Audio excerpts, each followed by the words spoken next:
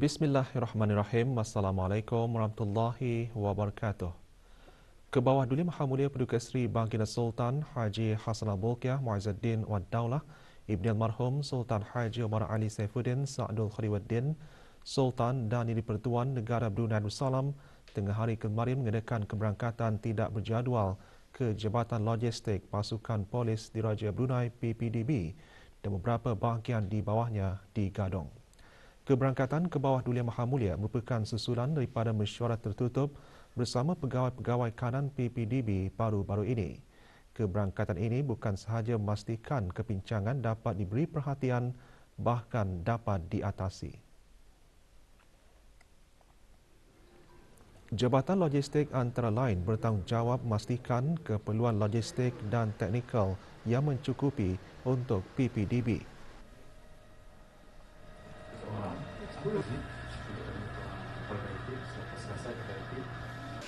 He's understaffed for the whole nation. These are some of the civilian staff. No, but I think he's understaffed for the whole nation. I mean, the whole nation will be paralyzed if just a few people cannot do it. But less than 5. Less than 5, Yeah, including the engineer. including the engineer. Sama je? 45%. 40? 45. Now? 29. 29. Banyak yang sudah bersara and then belum kena ganti. But the audit is now checking this. Audit is checking. But no response. Maybe you give all the input already to the pentadbiran. So you can put on very slow.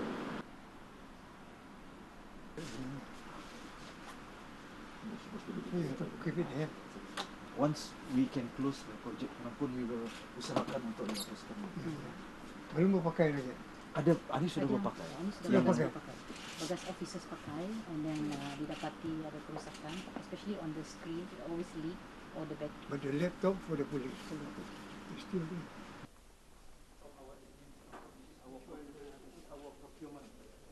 Admin, pentadbiran for the whole jabatan. Survey apa semua. So all here. Yes. How many people? 13. Satu saja. Dia tugas ni. Everything mereka. Important. We ask question.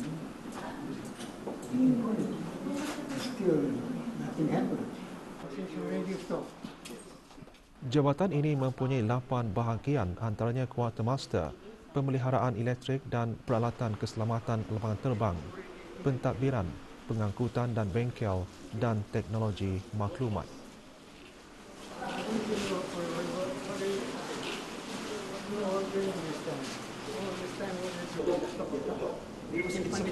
Supposed to be project awal-awal untuk kita sebenarnya. Jadi just to check all the yang standby 24 jam ada 2 orang. So di sinilah tempat penyediaan ketika Baginda meneruskan keberangkatan ke bahagian quartermaster. One of them will pass away. Melanggar. sisi. Kalau sekiranya storage itu tidak cukup, dia beranikan membalik banyak. Bahagian ini bertanggungjawab menyediakan dengan kemas dan bersih kelengkapan serta peralatan. Standard issue pada You can use the ada yang juga dibekalkan pakai. Yes. Ada juga yang dibekalkan That kepada is too long for them. Tapi I mean, you have a standard. Your standard. Turut menjadi tumpuan baginda bahagian pemeliharaan elektrik dan peralatan keselamatan lapangan terbang.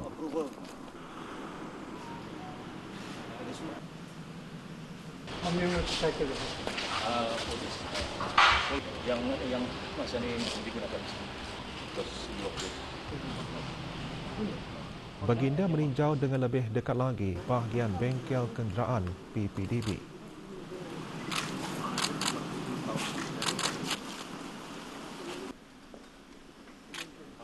menjadi hasrat ke bawah Dulia Maha Mulia agar PPDB memiliki peta korporat perancangan strategik yang akan dapat memperbaiki semua aspek kepimpinan, pengurusan, pentadbiran, latihan dan keupayaan logistik pasukan polis.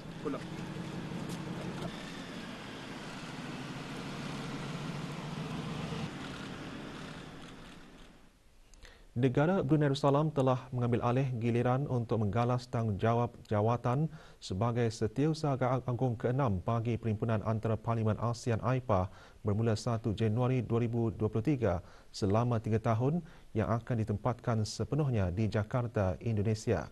Dalam pada itu, Yang Berhormat Pihin Orang Kaya Sri Lela Datuk Seri Setia Awang Haji Abdul Rahman bin Datuk Setia Haji Muhammad Taib yang di-Pertua Majlis Mesyuarat Negara menerima kunjungan hormat daripada Puan Yang Terutama Dayang Siti Rozai Merianti binti Datuk Seri Laila Jasa Haji Abdul Rahman, Setiausaha Agung Perhimpunan Antara Parlimen ASEAN.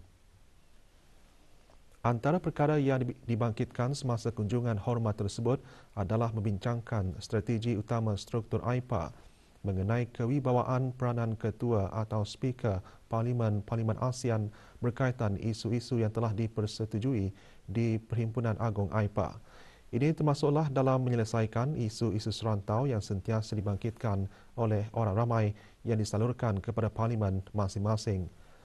Puan Yang Terutama akan sentiasa memberi dukungan dan kerjasama berganding bahu bersama ASEAN dalam menangani isu-isu serantau dan antarabangsa. Yang Berhormat Yang di-Pertua Majlis Mesyuarat Negara dengan Puan Yang Terutama juga bertukar-tukar fikiran mengenai kaedah untuk menambah baik organisasi AIPA, terutama sekali dalam syarat-syarat kemasukan negara-negara pemerhati. Juga hadir yang dimuliakan Pihin Orang Kaya Pekan Menjaya dan Terpeduka Awang Haji Judin bin Haji Asar, Setiausaha Majlis Mesyuarat Menteri-Menteri Kabinet dan Jurutulis Majlis-Majlis Mesyuarat. Majlis didirikan di bangunan Dewan Majlis. Galeri pameran di Balai Khazanah Islam Sultan Haji Hassanal Bolkiah akan mula beroperasi semula bagi kunjungan orang ramai bermula Isnin 12 Disember 2022.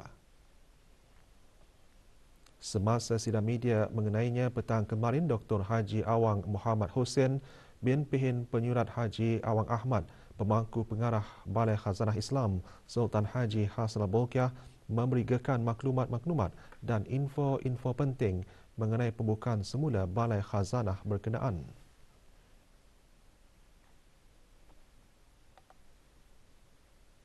Terdapat 9 galeri di Balai Khazanah Islam Sultan Haji Hassanal Bolkiah, yang mana galeri pertama adalah Galeri Kebestarian Raja, yang kedua adalah Galeri Mushaf, ketiga Galeri Rambut Mulia Rasulullah sallallahu alaihi wasallam, galeri keempat adalah Asar Sahabat, iaitu kesan peninggalan daripada para sahabat, dan galeri kelima adalah Warisan Ilmu 1, galeri keenam Warisan Ilmu 2, manakala galeri ketujuh adalah Galeri Tanda-tanda Kebesaran Allah Subhanahu Wa Taala, dan galeri ke-8 adalah Galeri Astronomi, dan galeri terakhir iaitu galeri 9 adalah Galeri Kesenian Islam, Tongkat dan Tasbih. Galeri-galeri tersebut akan dibuka untuk kunjungan orang ramai mulai pukul 9 pagi hingga 5 petang pada setiap hari kecuali hari Jumaat. Tiket masuk boleh diperoleh di kaunter-kaunter tiket dalam bangunan Balai Khazanah Islam Sultan Haji Hassanal Bolkiah. Maklumat lanjut layari laman sesawang www.bkihhb.gov.bn atau Facebook Balai Khazanah Islam Sultan Haji Hassanal Bolkiah BKISHHB atau Instagram bkishhb.bn.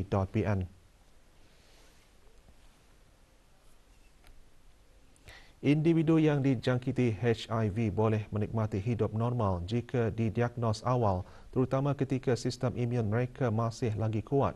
Jika sebaliknya, mereka masih berpotensi dapat bertahan jika mendapatkan rawatan segera. Namun perlu diingat, jika tidak dirawat, ia akan berubah kepada AIDS dan menyerang sistem imun yang lemah. Justru sebelum mendapatkan perubatan HIV adalah penting yang jangkitan tersebut dikenal pasti dan dirawat pada peringkat awal. Ini termasuk bagi anak damit dan kanak-kanak yang menghidap HIV.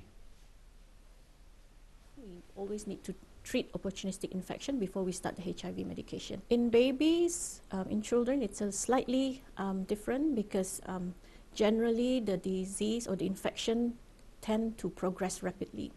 So it's important that pregnant ladies are being checked early in our local setting to prevent the transmission of the HIV infection to the unborn child, and also if the mother is positive, the baby is also being tested early. Majlis AIDS Negara Brunei Darussalam berusaha untuk memberikan kepada orang awam dalam meningkatkan kesedaran melalui inisiatif-inisiatif seperti program kesedaran HIV bagi rakan sebaya dan belia atau HAPPY.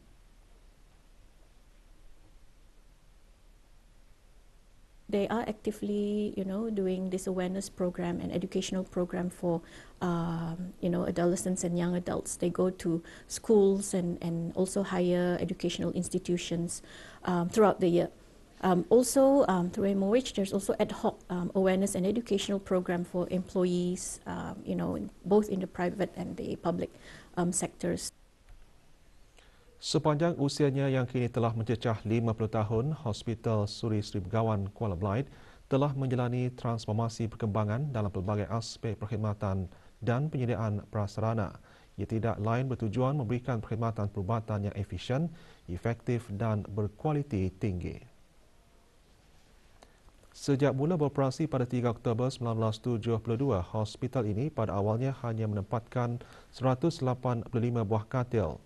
Namun kini hospital ini mempunyai 13 ward dengan kemudahan 222 buah katil di samping berhasil mengembangluaskan perkhidmatannya dalam pelbagai bidang kepakaran. Di antaranya perubatan dalaman, pembedahan umum, kecemasan, bilik bedah, dialisis, endoskopi, klinik-klinik pakar, perkhidmatan kesihatan bersekutu, pergigian, psikiatri, radiologi, makmal dan farmasi. Dari segi prasarana bangunan, beberapa bangunan perkhidmatan dan penambahbaikan telah dibuat. Salah satu perancangan Hospital Suri Sri Begawan adalah pembinaan blok baru unit kemalangan dan kecemasan melalui projek rancangan kemajuan negara ke-11 yang telah diluluskan. Dengan adanya blok ini, kapasiti unit kemalangan dan kecemasan akan meningkat dari 10 buah katil kepada 20 buah katil keseluruhannya. Sempena sambutan Jubli Emas Hospital Suri Sri Begawan, pelbagai aktiviti disediakan bagi memeriahkan lagi sambutan tersebut, antaranya Hari Karnival Keluarga, kempen derma darah, pemeriksaan kesihatan, majlis khatam Al-Quran dan beberapa kejohanan sukan yang dirancang pada awal tahun depan. Belia menjadi tonggak utama dalam menentukan hala tuju dan kemajuan sesebuah negara. Kepentingan generasi belia itu terletak pada peranannya sebagai pemangkin kemajuan dan pembangunan negara. Awang Hazwan bin Suhaini, pemilik Gentleman Stitch, menyahut seruan tersebut dengan menceburi bidang pereka sut lelaki. Muhammad Daud Haji Tuah membawakan laporannya. Awang Hazwan mencabar dirinya untuk mengusahakan dan menghasilkan sutnya sendiri, memandangkan di negara ini bidang tersebut dimonopoli oleh orang luar. Oleh sebab itulah, beliau bertekad untuk mengusahakan kedai Gentleman Stitch yang sekaligus menjadi jenama Melayu Brunei pertama dalam sut lelaki. Pada awalnya saya bermula daripada rumah ke rumah untuk menyukat and then fitting and juga memberikan delivery to ke rumah mengantar suits. And then pada tahun 2020 di sanalah Gentleman Stitch bermula operasi di tempat yang disediakan pada bulan 10 2020. Pada awalnya saya belajar tentang fashion dulu, cara-cara bergaya, and then sudah batah dalam itu I want to know the details lah lagi pasal baju. Macam mana jahitan baju ni, macam mana cara membuat baju kemeja, and then ngam lagi pada tahun itu cerita Kingsman baru keluar dan lebih lagi membuatkan saya semangat untuk belajar. Rancangan masa depan Gentleman Stage, insya-Allah saya ingin melanjutkan pembelajaran membuat suits lebih detail lagi. Rancangan jangka masa panjang Awang Hazwan mempunyai perancangan untuk mengembangkan lagi perniagaannya di samping berharap apa yang dilakukannya dapat memberi sumber inspirasi kepada belia untuk mengembangkan industri fashion tempatan. Muhammad Dan Haji Tua melaporkan untuk Berita RTB. Musim cuti sekolah pada akhir tahun selama sebulan adalah waktu yang dinanti-nantikan oleh para pelajar, tetapi dalam konteks pembelajaran seluruhnya, cuti yang dimaksudkan tidak bermakna anak-anak langsung melupakan pelajaran atau perkara-perkara yang ada hubung kait dengan pembelajaran. Saifullah Haji Muhammad meninjau suasana pelajar memanfaatkan cuti persekolahan dengan pelbagai aktiviti yang berfaedah. Memandangkan peranan ibu bapa sama pentingnya dengan pendidikan formal di sekolah, ada di antara ibu bapa mendedahkan anak-anak dengan kerja-kerja rumah seperti mengemas dan membersihkan selain kegiatan sosial yang berfaedah. Turut mengisi masa dengan aktiviti berfaedah semasa musim cuti ialah para pelajar Institut Pendidikan Tinggi yang mengadakan lawatan ke tempat-tempat bersejarah dan menarik di negara ini. I like macam sejarah Brunei itu di sini macam dia ceritakan in detail lah, macam ada barangnya tu ada di sini, and dia showcase macam in a very ada detailsnya lagi apalah. Regarding the shipwrecks in Brunei here, it's very quite interesting lah to see actually Brunei dapat penemuan pasal tentang ni apa the dishes here and everything from all around the world. Melancong ke luar negara juga merupakan suatu bentuk pendidikan kepada anak-anak bagi ibu bapa yang berkemampuan. Ini kerana pengalaman baharu dapat diperolehi dari perjalanan di luar negara.